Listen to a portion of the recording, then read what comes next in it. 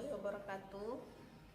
Pada video kali ini, Ibu akan membahas secara singkat mengenai dysmenorrhea. Baik, mari sama-sama kita simak penjelasan tentang dysmenorrhea.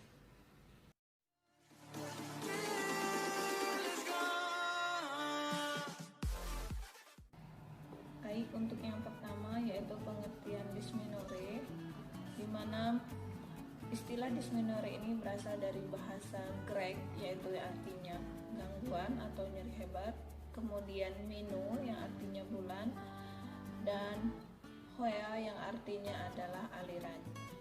Jadi dysmenorrhea adalah gangguan aliran darah menstruasi atau nyeri pada saat menstruasi. Menurut Hermanto dan Kinanti, dysmenorrhea ini merupakan nyeri kejang otot di perut bagian bawah dan menyebar ke sisi dalam paha atau bagian bawah pinggang yang menjelang haid atau terjadi selama haid akibat adanya kontraksi otot-otot rahim.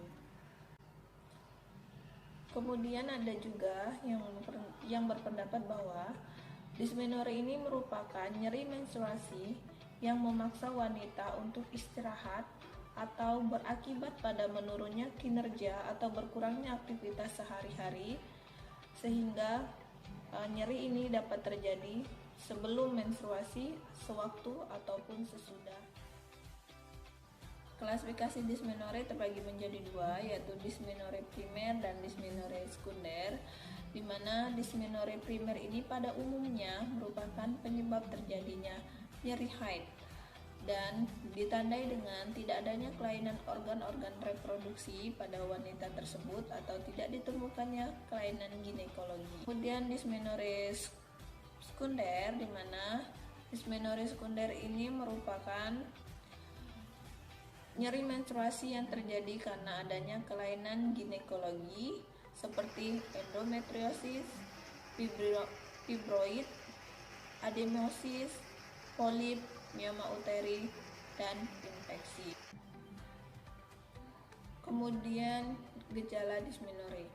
Gejala dysmenorrhea ini yang paling umum terjadi pada setiap wanita yaitu merasa kram atau spasma intermiten yang biasanya berpusat di area suprapubik, di mana nyeri ini dapat terjadi sebelum ataupun sedang ataupun sesudah menstruasi.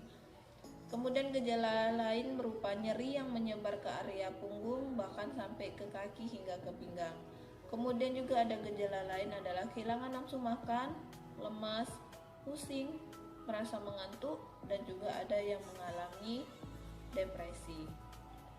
Kemudian gejala sistemik terjadinya dysmenorrhea ini ditandai dengan adanya mual, kemudian muntah, diare, dan demam.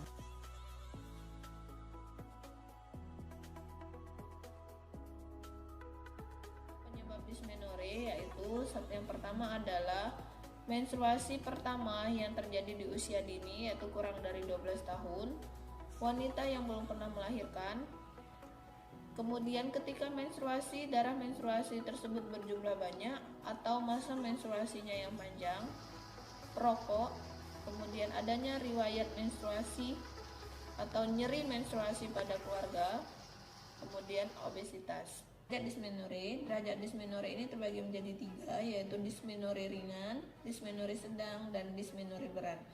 Dysmenorrhea ringan biasanya umum terjadi pada setiap wanita dan terjadi beberapa saat pada saat menstruasi. Kemudian dysmenorrhea ringan ini ditandai dengan tidak adanya pengaruh atau tidak mengganggu aktivitas wanita tersebut dalam kegiatan sehari-hari. Dysmenorrhea sedang ini penderita terkadang memerlukan obat penghilang rasa nyeri tanpa perlu meninggalkan pekerjaannya. Dysmenorrhea berat ini biasanya mengganggu aktivitas sehari-hari seorang wanita dan membutuhkan waktu beristirahat beberapa hari dan dapat disertai juga dengan gejala lain seperti nyeri pada pinggang, sakit kepala, bahkan ada yang juga mengalami diare. Kemudian patofisiologi dysmenorrhea. Jadi untuk Patofisiologi ini ada berbagai macam teori yang mencoba menjelaskan mengapa timbulnya dysmenorrhea, tetapi teori yang paling mendekati adalah yang menyatakan bahwa saat menjelang menstruasi, tubuh wanita akan menghasilkan suatu zat yang disebut dengan prostaglandin. Prostaglandin dihasilkan dari lapisan dalam endometrium. Sebelum menstruasi terjadi pada fase luteum, prostaglandin akan mengalami peningkatan yang disebabkan oleh penurunan hormon progesteron. Prostaglandin ini mempunyai fungsi, salah satunya adalah membuat dinding rahim berkontraksi dan membuat pembuluh darah di sekitarnya mengalami kontriksi, sehingga aliran darah ke endometrium berkurang, yang akhirnya menyebabkan jumlah pasokan oksigen ke dalam endometrium pun juga ikut berkurang. Intensitas kontraksi ini berbeda-beda tiap individu, dan bila berlebihan akan menimbulkan nyeri pada saat menstruasi. Selain itu, prostaglandin juga merangsang saraf nyeri di rahim sehingga akan menambah intensitas nyeri. Prostaglandin juga bekerja di seluruh tubuh. Hal ini menjelaskan mengapa ada gejala lain yang akan menyertai ketika kita mengalami nyeri pada saat menstruasi. Baiklah, itulah tadi penjelasan secara singkat mengenai dysmenorrhea. Semoga bisa bermanfaat. Wassalamualaikum warahmatullahi wabarakatuh.